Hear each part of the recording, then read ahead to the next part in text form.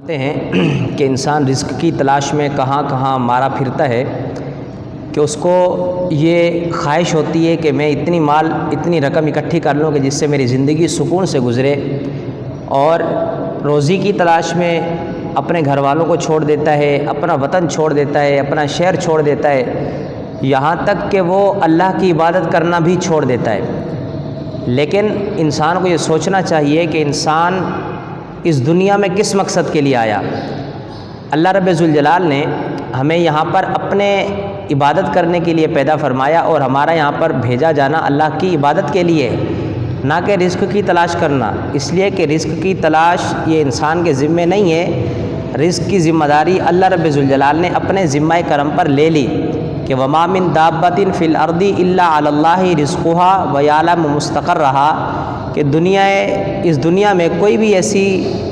جان نہیں ہے کہ جس کے رزق کی ذمہ داری اللہ رب ذوالجلال نے نہ لی ہو۔ تو انسان کو رزق کے پیچھے نہیں بھاگنا چاہیے، بلکہ رزق خود انسان کا پیچھا کرتا ہے۔ حضرت سیدنا ابو درداء رضی اللہ تعالیٰ عنہ سے روایت ہے، وہ فرماتے ہیں کہ حضور علیہ الصلوۃ والسلام نے ارشاد فرمایا کہ ان الرزق لیطلب العبد کما یطلبہ اجلہ، کہ انسان کو رزق ایسے تلاش کرتا ہے جیسے انسان کو اس کی موت تلاش کرتی ہے۔ تو انسان کا دنیا میں آنے کا مقصد رزق تلاش کرنا اس کے ضمن میں آتا ہے، اصل مقصد ہمارا اللہ کی عبادت کرنا ہے۔ تو یہ ہم پر لازم اور ضروری ہے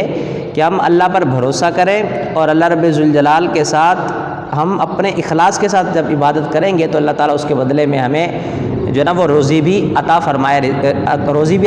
گا، رزق بھی ہمیں اس کے بدلے میں عطا فرمائے گا۔ لیکن ہمارا مطمع نظر اللہ کی عبادت ہونا چاہیے۔ جیسے ایک مثال ہے کہ ہم ایک گھر بناتے ہیں، گھر کے اندر ہم کھڑکیاں بھی رکھتے ہیں اور روشن دان بھی رکھتے ہیں، لیکن اگر اس کھڑکی یا روشن دان رکھنے کا ہمارا ایک مقصد ہو کہ ہم اس کھڑکی سے آواز سنیں گے اذان کی،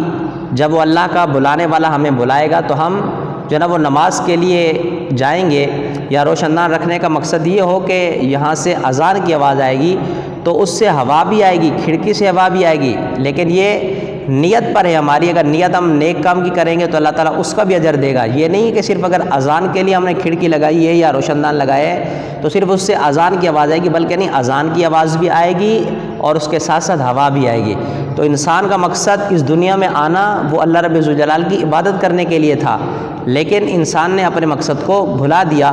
تو انسان جب اللہ کی عبادت کرے گا تو اس ضمن میں جب وہ کمائے گا تو یہ نہیں کہ کمانا منع ہے، کمانے کا حکم اللہ رب ذوالجلال نے خود بھی ارشاد فرمایا، اور رسول اللہ صلی اللہ تعالیٰ علیہ وسلم نے بھی ارشاد فرمایا کہ سب سے بہترین لقمہ یا کھانا وہ ہوتا ہے کہ جو انسان اپنے ہاتھ سے کما کر کھاتا ہے۔ تو انسان کو اپنے ہاتھ سے کمانے کا حکم بھی دیا گیا، لیکن سب کچھ چھوڑ چھاڑ کر صرف اپنے معیشت کو بنانے میں لگ جانا، یا سب کچھ چھوڑ چھاڑ کر روزی کی تلاش میں چلے جانا، اللہ کی نافرمانی بھی کر لینا، نماز کو چھوڑ دینا،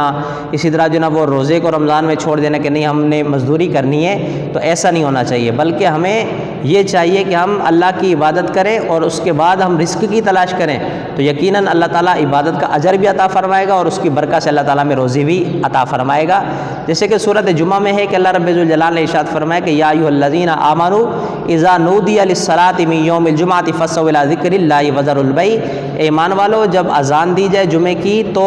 کاروبار کو چھوڑ دو اور اللہ کے رب ذوالجلال کی طرف آنے کی صحیح کرو، کوشش کرو، یہ تمہارے لیے بہتر ہے۔ پھر کیا فرمایا کہ فَإِذَا قُضِيَتِ الصَّلَاةُ فَانتَشِرُوا فِي الْأَرْضِ وَابْتَغُوا مِن فَضْلِ اللَّهِ وَاذْكُرُوا اللَّهَ كَثِيرًا لَعَلَّكُمْ تُفْلِحُونَ، اور جب نماز ہو چکے تو اللہ کے فضل کو تلاش کرو۔ تو علماء نے لکھا ہے اس پر، مفسرین نے، کہ اللہ کے فضل کو تلاش کرو کا مطلب یہ ہے کہ اب روزی تلاش کرو۔ تو روزی تلاش کرنے کا حکم اللہ نے خود دیا، لیکن کہا کہ پہلے نماز پڑھ لو، اس کے بعد روزی کے لیے جب نکلو گے اللہ کا فضل ہوگا اس پر، اور اس کے اندر جو تم کماؤ گے اللہ تعالیٰ برکت بھی عطا فرمائے گا اور اس کمانے پر تمہیں اجر بھی عطا فرمائے گا۔ جیسے کہ رسول اللہ صلی اللہ تعالیٰ علیہ وسلم کی حدیث ہے